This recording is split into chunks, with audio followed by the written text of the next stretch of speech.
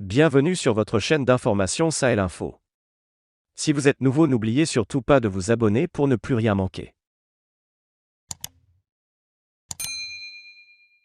Une attaque imputée à des djihadistes contre un camp de l'armée malienne a fait de nombreux morts vendredi à Mondoro, dans le centre du pays, ont indiqué à l'AFP différents interlocuteurs informés de la situation. Ces interlocuteurs ont laissé entendre que les morts étaient nombreux dans les rangs des soldats eux-mêmes. Ils s'exprimaient pour certains sous le couvert de l'anonymat, compte tenu du caractère sensible de ces informations. Il y a eu une attaque djihadiste contre le camp militaire de Mondoro. Selon les rares témoins, il y a beaucoup de victimes, vraiment beaucoup, a affirmé un élu de la région. Les informations sont parcellaires parce que les communications avec Mondoro, dans une zone reculée, sont coupées, a-t-il dit. L'attaque a fait de nombreuses victimes, a dit Moussa Ongwaba, membre d'une association de personnes originaires de Mondoro, établie à Bamako. Le bilan est lourd, a corroboré Amadou Diallo, habitant de Douanza, ville proche. Les autorités et l'armée malienne ont pour l'instant gardé le silence. Un responsable militaire interrogé par l'AFP a confirmé l'attaque et assuré que l'armée de terre et l'armée de l'air avaient vigoureusement réagi. Mais il s'est gardé de communiquer un bilan humain.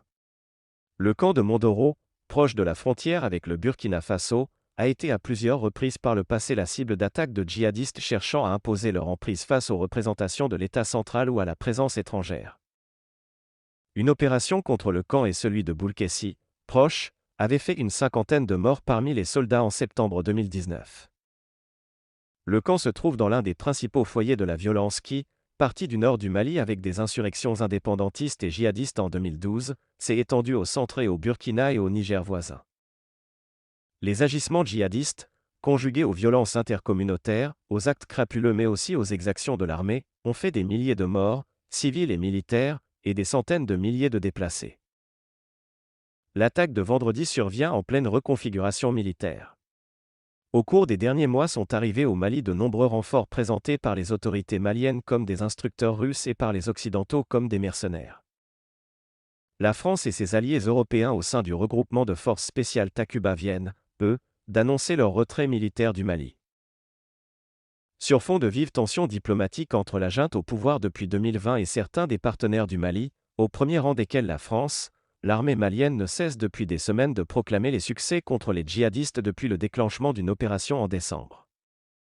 Selon plusieurs sources, l'attaque de ce vendredi aurait fait plus de 49 morts et près de 25 disparus côté civil et militaire. Les chiffres exacts restent à vérifier. Le gouvernement n'a fait aucune déclaration pour le moment.